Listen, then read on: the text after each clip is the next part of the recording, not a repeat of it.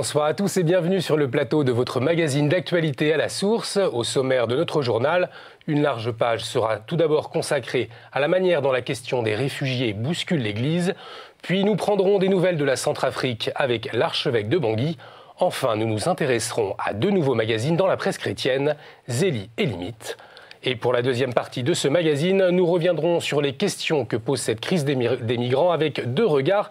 Celui d'Aymeric Pourbet, directeur de la rédaction de Famille Chrétienne. Aymeric, bonjour. Bonsoir. Et celui de Benjamin Rosier, rédacteur en chef de RCF. Bonsoir Olivier. Bonsoir Benjamin, nous vous retrouvons tout à l'heure, mais c'est évidemment avec l'accueil des migrants et des réfugiés que nous débutons notre journal. 1000 sont attendus jusqu'à vendredi. Je vous propose de prendre la température dans un centre d'accueil du Secours catholique à Paris. Nous y étions cet après-midi, alors comment une structure comme le Secours catholique s'apprête face à ces nouvelles arrivées? On regarde. Prendre leur nom, leur nationalité, le lieu où ils dorment, les écouter pour mieux les aider.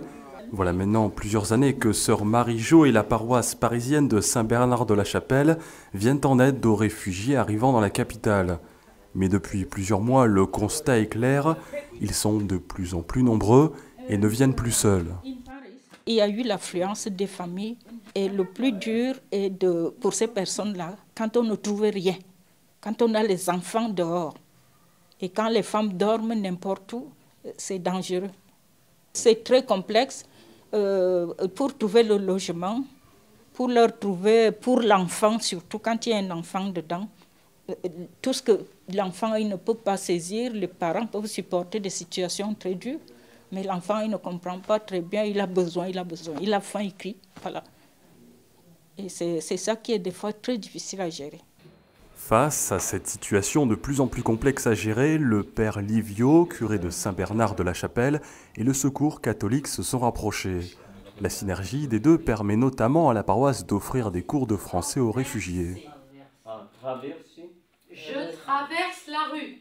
Un moyen d'exploiter au mieux les liens tissés par le diocèse sur le terrain et l'expérience humanitaire du Secours catholique. Nous, disons qu'ici en paroisse, nous répondons plutôt aux besoins primaires. Il y a un gros travail aussi qui est fait notamment par les Secours catholiques, en tout cas, d'accompagnement juridique. En fait, on a beaucoup travaillé sur la localisation de ces réfugiés dans Paris pour monter, donc pour répondre en termes de quantitatifs par rapport au flux des personnes qui arrivaient. On a vraiment essayé de monter des actions au plus près des campements. Mais la tâche d'un suivi est rendue d'autant plus difficile que les migrants sont souvent amenés de gré ou de force à se déplacer dans la ville. J'ajoute qu'en ce moment même, les diocèses mettent en place des plateformes pour accompagner cette générosité. Il est un peu tôt pour rentrer dans les détails, mais nous y reviendrons. Vous le savez, tout le monde s'est senti interpellé par l'appel du pape. Ce matin, justement, les sœurs de Bon Pasteur à Maison-Alfort étaient en assemblée générale. Elles reçoivent déjà des femmes réfugiées irakiennes, mais elles ont décidé d'en accueillir d'autres. Sœur Magdalena nous en dit plus. Le pape, il nous réveille, enfin, je veux dire que tout ce qui... Il parle pas, il demande des actes. On vient d'avoir, nous, une réunion de toutes les supérieures de la province. On s'est posé la question, qu'est-ce qu'on peut faire en plus de ce qu'on fait déjà? Alors, peut-être qu'on n'a plus de locaux libres, parce qu'effectivement, nous avons accueilli beaucoup de personnes et de familles migrantes, déjà. Mais on s'est dit peut-être que l'on pourrait, ensemble... prendre une prière, faire une prière nouvelle et demander à tout le monde de la dire à un même moment. D'autre part, on s'est dit, là où nous sommes, c'est peut-être important, paroisse ou autre, qu'est-ce qui va se mettre en place ? Comment on pourrait aider à créer du lien? Parce que bien sûr, il faut des lieux pour héberger des personnes, mais héberger n'est pas suffisant. Parce que les personnes ont aussi besoin de trouver du travail. Ils ont surtout besoin d'être accueillis et d'être en relation avec d'autres. Donc susciter des personnes et des réseaux finalement pour les aider. Et du côté des diocèses, les réponses des évêques se succèdent. Citons ces dernières heures Monseigneur Habert, évêque de Sées, précise, je cite, « Nous ne devons pas rester dans l'émotion, il nous faut agir. La raison et le cœur doivent s'harmoniser autant que possible. » Monseigneur Ray, évêque de Fréjus-Toulon, je le cite, « Il ne s'agit pas seulement d'accueillir matériellement, mais aussi d'accompagner, d'insérer, d'inculturer ces populations déplacées. » En Belgique, on peut citer Monseigneur Harpigny, évêque de Tournai. quand on regarde l'histoire de la Belgique, nous sommes bien placés pour comprendre les familles qui fuient une situation de guerre. Il y a 2 jours, Bernard Cazeneuve, ministre de l'Intérieur français, est allé voir les évêques et hier, c'est le Premier ministre français, Manuel Valls, qui les recevait chez lui à l'hôtel de Matignon. C'était dans le cadre de l'instance de dialogue entre l'État et l'Église catholique qui se réunit régulièrement. Au programme des échanges d'hier, la sécurité et la protection des lieux de culte, les chrétiens d'Orient, le climat. Mais c'est bien évidemment l'accueil des réfugiés qui a dominé les échanges.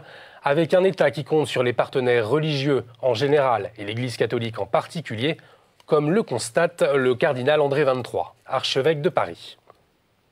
C'est une occasion où, comme dans d'autres moments, notre pays est confronté à une question relativement difficile et où il a besoin de la mobilisation de tous les gens qui peuvent faire quelque chose, et donc l'Église comme les autres.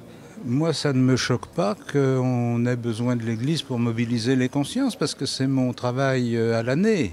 Le ministre de l'Intérieur multiplie les rencontres et les réunions pour mettre en place une logistique. Et l'État assume une partie de cette logistique. Et puis, il y a toute une autre partie qui concerne l'accompagnement personnel, qui concerne l'apprentissage des langues, qui concerne la recherche des familles, etc., qui peut être assumée par des associations. Et puis un beau signe de foi en Syrie, ces images que l'on a vues circuler sur Internet montrent l'installation d'une grande statue de la Vierge Marie dans la ville de Yabroud. Le 8 septembre, la Vierge Marie est ainsi revenue dans cette ville qui avait été pillée par Daesh au printemps 2014. Le Vatican l'a confirmé ce matin, le pape François effectuera son premier voyage en Afrique du 25 au 30 novembre. Le Saint-Père se rendra au Kenya, puis en Ouganda et enfin en Centrafrique. Mercredi soir, justement, 2 personnes étaient tuées par des grenades jetées près de l'église de Fatima à Bangui. L'archevêque de Bangui, Monseigneur Zapalenga, était de passage à Paris il y a quelques jours et il parlait de la nécessité vitale du désarmement dans son pays. La situation en ce moment en Centrafrique, elle est précaire. Il y a certes des signes d'espoir, mais beaucoup reste à faire à cause des armes que les uns et les autres détiennent. Il va falloir les désarmer pour que la population puisse vaquer librement à ses occupations. Et ce n'est pas encore le cas. Nous espérons qu'avec la communauté internationale, ce travail de désarmement pourra se faire. Mais le grand désarmement, c'est au niveau des esprits et des cœurs. C'est ce travail qui incombe aux leaders religieux et ce travail que nous faisons régulièrement auprès de nos compatriotes. Vous le savez, le pape François célébrera la messe le 27 septembre pour conclure la 8e journée mondiale des familles à Philadelphie aux États-Unis. Eh bien, sachez que les 10 000 billets gratuits pour participer à cette célébration sont partis hier en 30 secondes. Mais rassurez-vous, KTO retransmettra cet événement, comme d'ailleurs l'ensemble du voyage du Saint-Père à Cuba et aux États-Unis. D'ici là, vous pourrez retrouver le pape en direct sur notre antenne.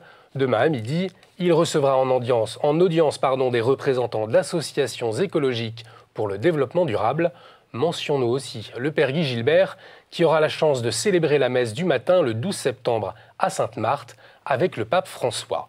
Un beau cadeau que le pape fait pour les 80 ans du curé des Loubards. Souhaitons maintenant la bienvenue au premier magazine 100% féminin, 100% chrétien. Son nom, Zélie, un nom bien évidemment inspiré par Zélie Martin, qui sera canonisée avec son époux le 18 octobre prochain. Ce nouveau mensuel numérique et gratuit a vu le jour début septembre. C'est une jeune maman qui est à l'origine de ce projet. Un reportage de Florent de Brito. C'est Solange Pinilla, jeune maman de 25 ans, qui a lancé le magazine Zélie. L'idée lui est venue après un constat. En parcourant les kiosques, j'avais pas trop l'impression de trouver des titres de presse féminine qui correspondaient à mon image de la femme, c'est-à-dire autre que consommatrice. Le magazine aborde de nombreux sujets comme la mode, la vie du quotidien, mais aussi le social ou encore la foi, en tentant de s'adresser à un public large, étudiantes, femmes au foyer ou encore actives. Zélie propose plein d'articles qui permettent vraiment de développer toutes les dimensions de la femme, aussi bien physique, intellectuelle, affective, mais aussi spirituelle et sociale. Un article spirituel. Grâce au site de financement participatif chrétien Credo Funding, il n'aura fallu que 25 jours à la jeune femme pour lancer son premier numéro. Des débuts encourageants. Le numéro a été lu d'abord par 2000 lectrices principalement qui se sont abonnées avant la sortie de ce premier numéro. Et puis par la suite, là depuis la sortie du premier numéro, il y a déjà 700 personnes qui se sont abonnées. Donc apparemment, ouais, il y a vraiment une attente pour ce type de médias. Solange Pinilla espère rapidement rendre son journal viable et pourquoi pas un jour lancer une version papier. Et puis une autre belle création pour la presse chrétienne, la revue trimestrielle et ambitieuse Limite. C'est une revue d'écologie intégrale fondée par des anciens veilleurs. C'est publié aux éditions du Cerf. On écoute Paul Picaretta, son directeur, nous dire pourquoi c'est le moment favorable pour parler d'écologie intégrale. On sentait que c'était vraiment le moment d'avertir pas seulement les chrétiens, mais tout le monde sur cet enjeu-là. Et ça, c'est non seulement quelque chose qui nous permet de penser l'avenir, quel monde on va laisser à nos enfants, et aussi de repenser la façon dont on incarne notre société. Est-ce qu'on est négligent? Est-ce qu'on oublie à chaque fois d'aider son prochain, d'avoir une conscience globale de la société, de ce qui nous arrive? Il se trouve que le magistère de l'Église et le christianisme de manière générale se sont toujours emparés de la question écologique, mais que les chrétiens, les pratiquants eux-mêmes, ont souvent délaissé cette question. Je dirais que notre combat fondamental, c'est de faire en sorte que les écologistes rejoignent des personnes qui sont en cheminement vers l'écologie, vers une conscience écologique, et que les clivages se redessinent autour de questions vraiment plus fondamentales. Alors tous ces sujets ne doivent pas nous faire oublier que c'est la rentrée, et en particulier la rentrée du catéchisme pour les enfants de 3 à 11 ans, qu'ils soient baptisés ou pas d'ailleurs. Ainsi, le diocèse de Bayonne invite les enfants à découvrir la foi avec cette carte au trésor. À Nantes, on invite à être missionnaire de la bonne nouvelle. Le diocèse d'Arras nous montre qu'il n'y a pas que des super-héros pour trouver la force, mais aussi Jésus-Christ. Voilà l'essentiel des informations que nous avons retenues pour vous aujourd'hui. C'est l'heure de notre revue de presse.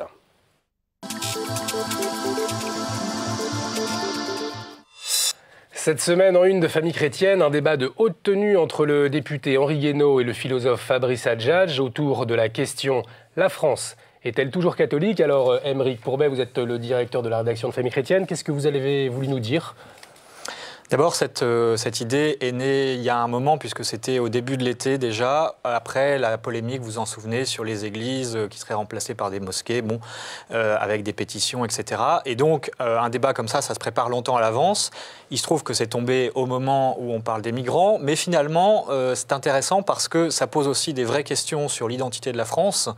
Et moi, je retiens particulièrement, ils ne sont pas d'accord sur tout, nos deux intervenants, Henri Guénaud, député, Fabrice Adjadj, philosophe catholique, mais ils tombent d'accord pour dire que les catholiques ne sont pas une communauté parmi d'autres, mais qu'ils représentent vraiment la matrice, en quelque sorte, de l'histoire de France, et qu'à ce titre-là, ils ont le droit, en tout cas l'Église a droit à des égards particuliers au regard de cette histoire, de cette culture, et sans cela, en réalité, on ne peut pas comprendre l'intégration, et donc ça rejoint le débat actuel sur les migrants. Merci Aymeric Pourbet. Dans Pèlerin à noter cette semaine, Yann Arthus Bertrand commente les plus belles photos de son dernier film Human. L'appel du pape, c'est la couverture de l'hebdomadaire La Vie. Dans son éditorial, Jean-Pierre Denis nous explique, je cite, « L'appel du pape balaie tous les propos politiques et chichiteux et tous les réalismes mesquins ». Enfin, le journal protestant Réforme consacre son dossier au défi de l'hospitalité en Europe, avec en particulier un reportage sur les actions de la Fédération de l'entraide protestante. Voici maintenant la chronique du Père de Verre. Il nous parle de ce dont il a été témoin hier, l'arrivée de 70 réfugiés de Syrie et d'Irak au monastère de Bonnel dans les Yvelines.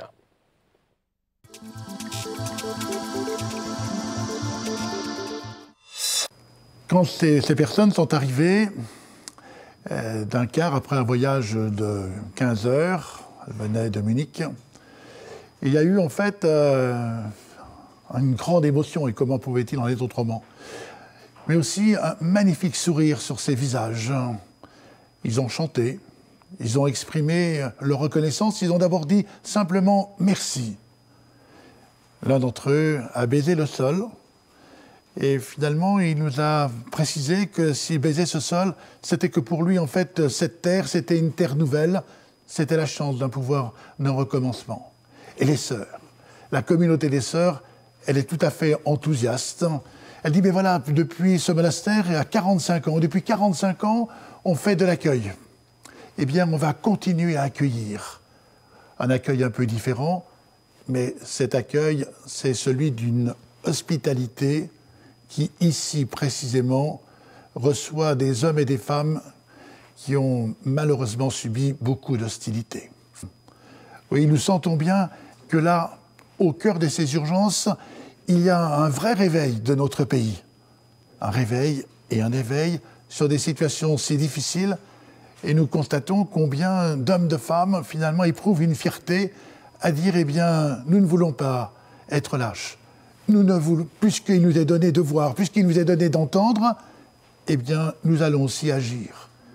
Quelle satisfaction pour le cœur aussi et pour l'esprit que d'entendre ces familles nous dire, eh bien, voilà, dans mon appartement, peut-être que je peux aider à accueillir une personne, 2 personnes.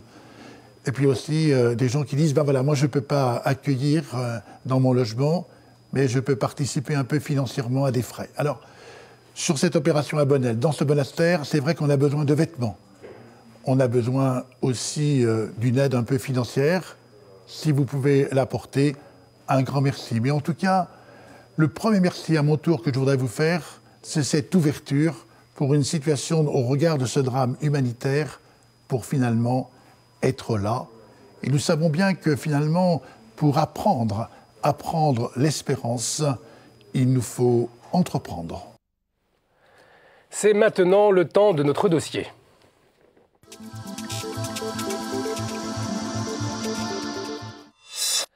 Un thème de regard aujourd'hui, celui d'Aymeric Pourbet, directeur de la direction de Famille Chrétienne. Rebonjour Aymeric. Bonjour. Et celui de Benjamin Rosier, rédacteur en chef de RCF. Alors, on l'a vu dans le journal, toute l'Église est mobilisée pour accueillir les migrants, mais au-delà de l'accueil d'urgence qui se met en place, d'autres questions se posent. Est-ce que l'Europe peut le faire? Est-ce bien réaliste? Est-ce bien raisonnable? Vous avez consacré votre édito, Aymeric, à ce sujet. Qu'est-ce que vous avez pu en dire? Bien, écoutez, justement qu'il y a effectivement un drame humanitaire, mais il y a aussi, après l'émotion qui est légitime, une question politique qui se pose. Et je crois que c'est justement être en prise avec le réel que désormais la raison prenne le dessus pour se poser les questions du long terme.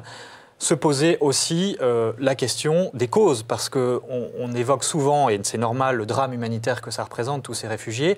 En revanche, on s'interroge plus rarement, en tout cas, sur les causes, et notamment la situation syrienne, avec une politique française qui a, pendant des années, essayé de détrôner Bachar el-Assad, provoquant une partie du chaos en Syrie. Donc là, je crois qu'il faut être cohérent avec nous-mêmes, et même pour ces réfugiés, dont l'avenir n'est pas forcément de continuer à être réfugiés pendant des années en France, mais au contraire, un jour d'espérer pouvoir rentrer chez eux, sur leur terre.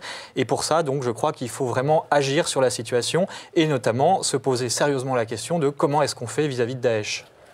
Votre côté, Benjamin, comment est-ce qu'on fait vis-à-vis de Daesh aussi? C'est aussi des vraies questions qu'il faut se poser? J'ai envie de dire, c'est les deux faces d'une même médaille. Et d'ailleurs, le pape François a fait un appel à la générosité, un grand appel, invitant les paroisses à accueillir une famille de réfugiés, chaque paroisse d'Europe. Et en même temps, depuis plusieurs mois, les appels de la diplomatie vaticane sont très clairs vis-à-vis de la communauté internationale, disant qu'il faut neutraliser Daesh. Il faut peut-être recourir à l'option militaire, bien sûr. Donc, ça pose la question d'envoyer des troupes au sol. Avec qui? Ça pose aussi la question de la Turquie, de son rôle et du rôle de cette frontière qui est passoire avec de nombreux combattants djihadistes qui traversent cette frontière. Donc, bien sûr, c'est lié. De toute façon, c'est lié. Et après, sur, en effet, la belle intention qui doit se confronter au principe de réalité, à la réalité, j'ai envie de dire, concrète, il y a comment on va accompagner ces familles, comment ces familles françaises vont être accompagnées pour accueillir ces familles réfugiées. Et puis aussi, il y a l'aspect, sur le long terme, on dit que c'est provisoire, certes, mais si la Syrie n'est pas débarrassée de Daesh et l'Irak de Daesh d'ici 1, 2, 3 ans, ça peut durer très longtemps, cette situation va être durable. Alors pour en revenir à ces migrants, nous accueillons Monseigneur Mirkis, archevêque de Kirkouk en Irak, mardi dernier. Lui nous disait sa joie que l'Europe ne soit plus une citadelle pour les réfugiés irakiens. Bonne nouvelle pour vous? Oui, je comprends tout à fait qu'il ait ce discours, et en même temps, je n'ai pas vraiment l'impression qu'en réalité, l'Europe soit une citadelle, en tout cas pour ce qui concerne la France. C'est vrai qu'il y a des pays qui sont débordés, qu'il y a une agence Frontex qui essaye de juguler les passeurs, ce qui n'est pas une mince affaire, mais quand même globalement, on n'a jamais vraiment fermé les frontières. Au contraire, hein, je crois qu'on peut toujours faire plus, imaginer que l'Europe accueille davantage, mais je crois qu'il y a aussi là encore un principe de réalité. D'ailleurs, dans la doctrine sociale de l'Église, il y a aussi bien l'accueil que la nécessaire régulation des flux migratoires par chaque État, hein, chaque pays. Et donc, il faut réussir à conjuguer les deux. Et c'est là où les problèmes commencent en réalité. Benjamin. En effet, vous parlez de l'archevêque de Kirkouk, mais quand on écoute le patriarche de Babylone des Chaldéens, Monseigneur Louis-Raphaël Sacco, il dit clairement que, bien sûr, il comprend que les familles partent et choisissent, bien sûr, l'exil face à la violence, et une violence inouïe. Il faut vraiment se rendre compte, c'est vrai, de ce qui se passe aussi en Syrie et en Irak, et notamment en Syrie. Et en même temps, il sait que cet appel d'air, il sait que cette générosité, crée un appel d'air, et il ne souhaite pas non plus que ce Moyen-Orient soit vidé de tous ces chrétiens. Donc c'est ambivalent. Dès l'été 2014, il en parlait. C'est sûr, rester ou partir, c'était le dilemme. Mais en même temps, si vous pouvez rester, restez parce que vous êtes les racines du christianisme. Il y a aussi un autre problème qu'on a entendu, qui s'est posé ces derniers jours, c'est ces craintes, notamment celles de mères qui ne veulent accueillir que des chrétiens. On accueille tout le monde, on n'accueille que les chrétiens. Qu'est-ce que vous en pensez? C'est quoi votre regard sur cette situation, Aymeric? Alors, on peut discuter, voire critiquer leur position, mais je crois qu'elle exprime quand même une vraie question au fond, qui est celle que ce flux de migrants, dont quand même une majorité est musulmane, peuvent changer le visage de certaines communes. Et je crois que ça aussi, c'est un facteur important à prendre en compte, hein, parce que, encore une fois, on parlait d'intégration tout à l'heure, l'intégration, ça passe aussi par assimiler une culture, voire reconnaître qu'il y a une religion majoritaire dans un pays, en l'occurrence, si c'est la France, la religion chrétienne. Et donc, par conséquent, cette réaction des maires, on peut la comprendre. Par ailleurs, il y a aussi un impératif sécuritaire qui est de dire que parmi ces réfugiés musulmans, évidemment tous ne sont pas des terroristes, hein, mais en revanche, il peut y en avoir qui se déclarent et pour le coup, il y a quand même la nécessité de faire attention à cette question-là. Moi, j'aimerais bien entendre un spécialiste du renseignement pour savoir quel est le risque réel. En tout cas, il faut le prendre en compte. Alors, Benjamin, je ne sais pas si vous partagez l'avis d'Aymeric, néanmoins, il y a Angela Merkel, il y a quelques jours en Suisse, qui a dit à des étudiants « C'est une occasion pour nous d'avoir le courage de pratiquer notre christianisme, d'affirmer que nous lisons la Bible ». Est-ce que, justement, ça ne peut pas être aussi, là, le vrai défi, plutôt que... Alors, le défi, d'ailleurs, il est posé par l'Évangile, et puis j'ai envie de dire, par toute la Bible. J'étais étranger, vous m'avez accueilli. Donc, il y a un commandement. Clairement des Écritures, il y a un commandement de l'Évangile, un enseignement du Christ. Mais maintenant, ça ne veut pas dire que ce sera facile. Et donc, je pense qu'Angela Merkel, elle le sait. Alors, il y a un appel à la générosité, c'est très bien et c'est important. Mais être chrétien, c'est aussi être responsable. Et du coup, je pense qu'il va falloir maintenant, avec ces plateformes dont vous parliez d'ailleurs tout à l'heure, voir dans les diocèses comment on peut accueillir, par exemple, tous les presbytères ou toutes les paroisses n'ont pas une douche qui fonctionne, un toilette qui fonctionne. Il faut bien que ces familles-là aient des conditions de vie dignes. Sinon, on ne remplira pas la mission qu'on nous demande de les accueillir dignement. Et encore une fois, ça risque en plus de durer longtemps. Donc, très bien, belle intention. On peut la saluer, et je dirais en tant que chrétien, bien entendu. Et il faut dire oui. Et en même temps, il faut se poser les vraies questions et ne pas être angéliste. Si je peux me permettre peut-être juste une réflexion sur ce qu'a dit Angela Merkel, que effectivement je trouve admirable, hein, et on aimerait entendre cette réaction en France, mais peut-être que là on est à front renversé. C'est-à-dire qu'Angela Merkel, en disant il faut évangéliser les migrants et c'est l'occasion de leur apporter le christianisme en quelque sorte, c'est finalement un discours religieux. Et qui est tenu par un politique, une politique en l'occurrence, une femme politique. Donc voilà, c'est vrai que ce discours sur l'évangélisation, aujourd'hui, je pense qu'il s'impose, il va s'imposer de plus en plus à nous, du fait notamment de l'arrivée de ces migrants, et que je crois qu'il y a urgence à se réveiller de ce point de vue-là. Alors, justement, pour conclure, un dernier mot, ce défi, comment on va pouvoir le réussir, le relever ? Écoutez, je crois que d'abord, il faut compter sur la grâce, hein, parce qu'avec des moyens humains, comme le disait Benjamin à l'instant, je pense qu'on se sent terriblement démuni, voire peut-être légitimement inquiet, hein, face à tous ces migrants qui arrivent et qui ne partagent pas forcément notre culture. Donc je crois qu'effectivement, il faut que les chrétiens, d'une part, se forment aussi pour se réapproprier en quelque sorte leur foi, avoir une foi plus fervente, plus audacieuse, pour oser effectivement en parler. C'est vrai qu'en France, on a cette espèce de laïcisme qui fait qu'on n'ose pas parler de sa foi, et je crois que cette ère-là, eh bien, elle est terminée. Un dernier mot, Benjamin. Cette séquence, elle est historique. Cet accueil, cet afflux de réfugiés, en effet, est inédit. Donc, j'ai envie de dire, dans le premier sens du terme, c'est une aventure humaine qu'on démarre. On ne sait pas où on va, mais par contre, ce qu'on peut savoir, c'est comment on veut la vivre. Soit on veut la vivre seulement dans la peur, soit on veut la vivre dans cet accueil, mais encore une fois, un accueil aussi responsable et raisonnable. Voilà, je pense que c'est plutôt ce parti pris qu'il faut avoir. Benjamin, merci beaucoup. Aymeric, merci infiniment d'avoir répondu à nos questions. Quant à nous, nous nous retrouvons mardi prochain. Vous pouvez retrouver cette émission sur le site www.ktotv.com. Je vous retrouve mardi prochain. Bonne soirée.